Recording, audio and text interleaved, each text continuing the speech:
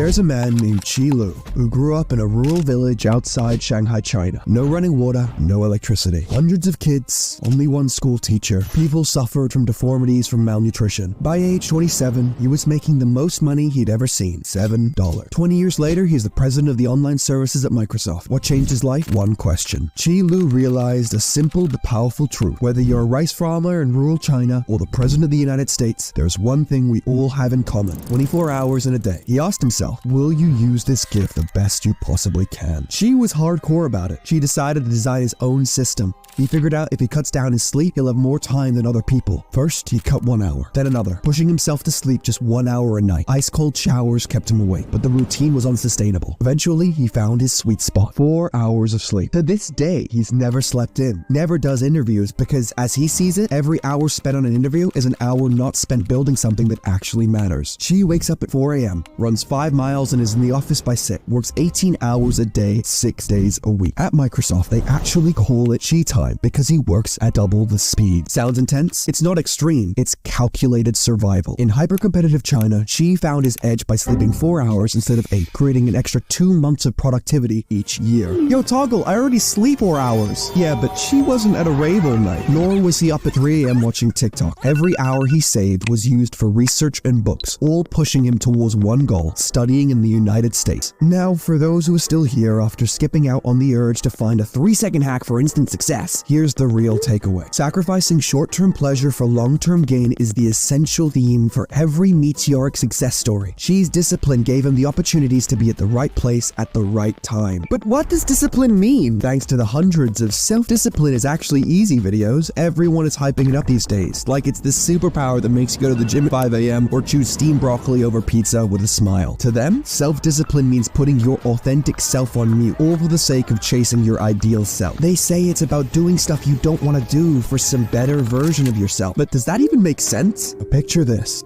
You're in a first-person prison simulator. The rules? Simple. Wake, work, sleep, repeat. Following orders day in and day out. Does that make you disciplined or just a good prisoner? If all you're doing is following someone else's version of what you should be just to fit the ideal self they built for you, then what's really happening? You're just programming yourself to be the perfect robot.